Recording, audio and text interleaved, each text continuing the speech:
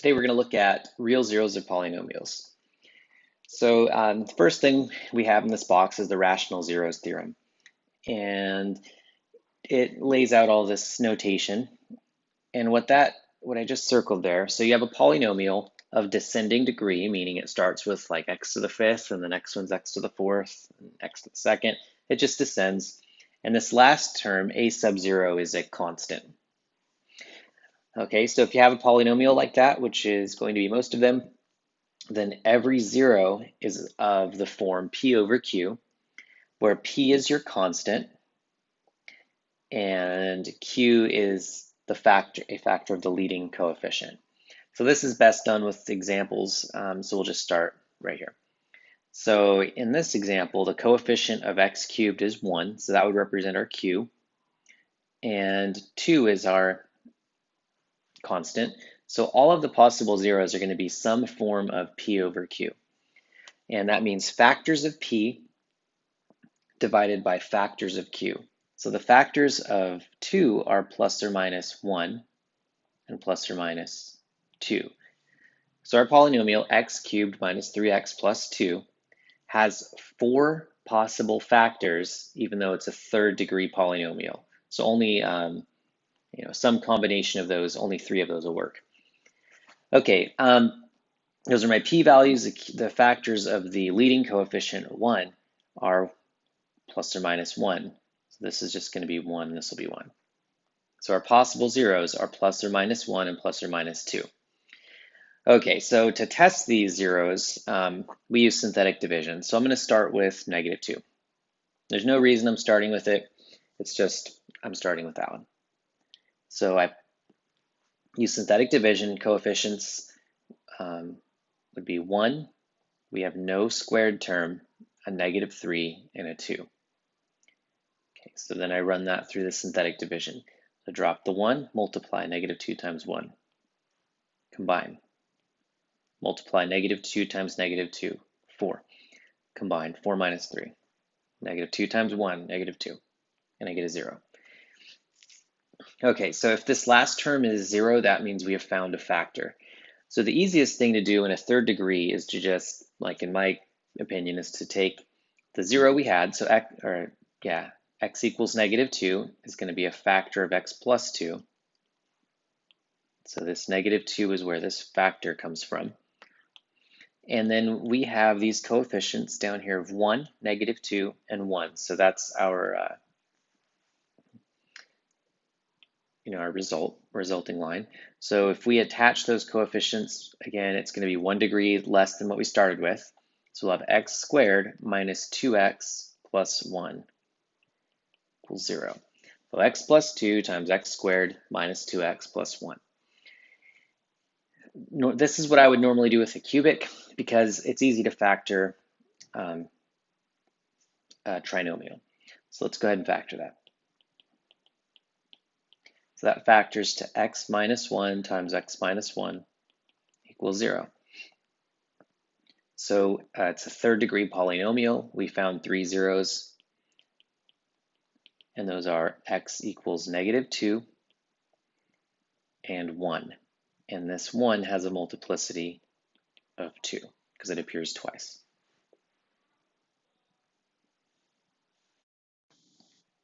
Okay, in this next example, we're going to find all rational zeros. It's a little bit more complicated. So let's try it. So the possible zeros, I have p and q already highlighted. So in the polynomial x to the fourth minus 5x to the third plus 6x squared plus 4x minus 8, p is negative 8, q is 1. Possible factors of 8 are 1, plus or minus 1, plus or minus 2, plus or minus 4, and plus or minus 8. So we have 8 possible zeros in a fourth degree, so that means only 4 of those will work. Let's just go ahead and test them. Let's test negative 1. So take the coefficients 1, negative 5, 6, 4, and negative 8. Divide those by negative 1. Okay, so we go through this algorithm. Drop the 1, multiply. Negative 1 times 1, negative 1. Add negative 5 times negative 1, Negative 6, multiply negative 1 times negative 6, 6. 6 plus 6, 12. Negative 12 is going to be negative 8 and 8. Okay, so that's a 0. Good. So what you could do here, I'm going to probably move stuff around. Your page kind of gets messy doing these problems. Move that there. So I know that x equals 1 is a 0.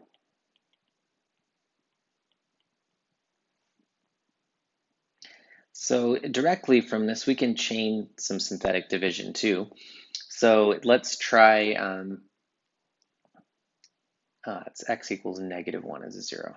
We back up and fix that.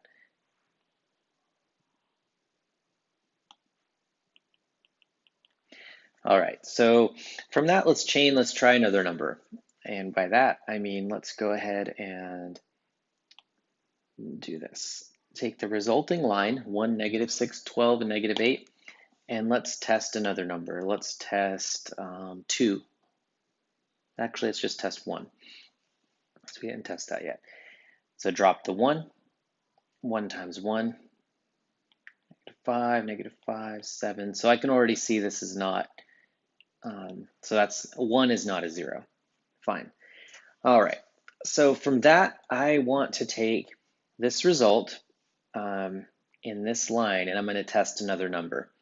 So since I can erase this easily, I'm going to delete all of this, and I'll test my number directly from that again.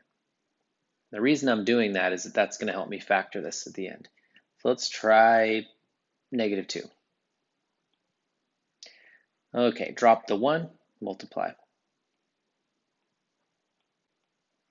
Okay, negative 2 times negative 8 is 16. So this is going to be 28. And I can already see this is not a 0. Okay, so I'm going to test something else there. I'll test 2. And what I'm showing you is that there's a lot of trial and error. You're just testing the numbers until you find those. So 1, 2, negative 4, negative 8. Okay, so this is a 0. All right, so x equals 2 is a 0. So what I'm going to do is write these out like this. I'm going to take negative 1 is a 0, so x plus 1 is a factor. 2 is a 0, so x minus 2 is a factor.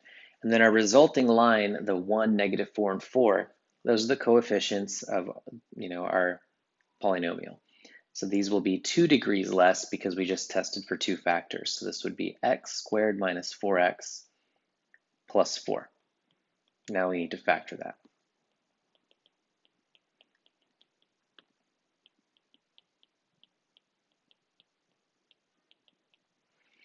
Okay, so you can see that 3 of those zeros are duplicates. So 3 of those are 2.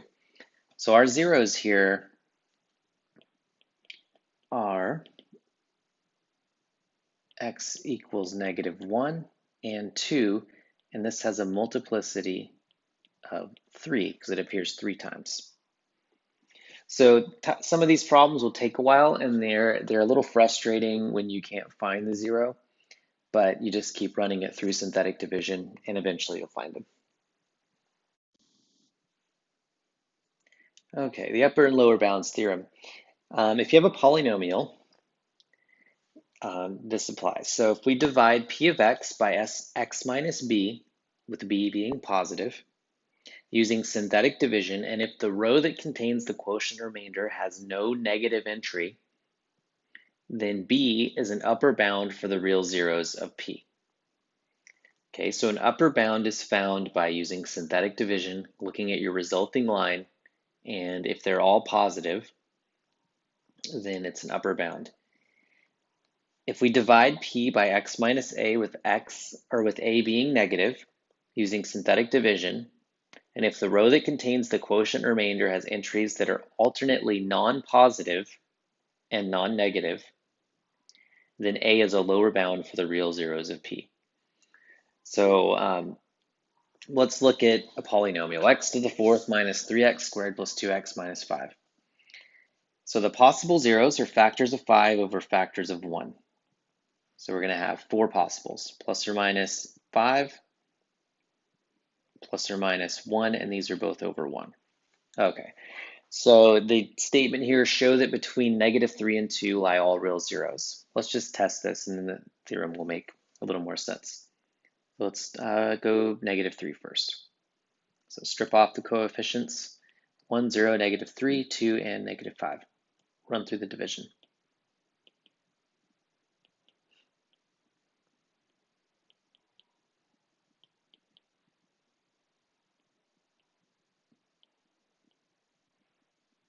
All right, so our resulting line is 1, -3, 6, -16, and 43. So notice that the sign alternates. It goes positive, negative, positive, negative, positive. So if that happens, that's telling you that -3 is a lower bound.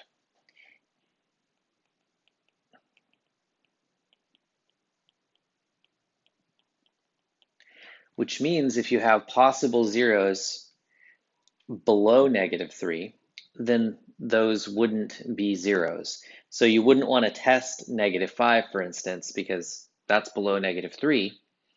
And this theorem says all of your zeros are going to be above -3, and probably below 2, because it gives us that value too. So let's check 2. So coefficients 1, 0, -3, 2, and -5. Okay, let's drop the 1, go through the division.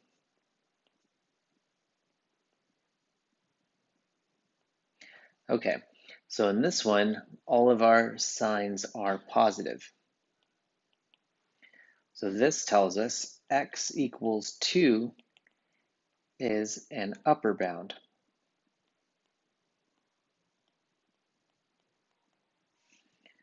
Okay, so that means the only possible real zeros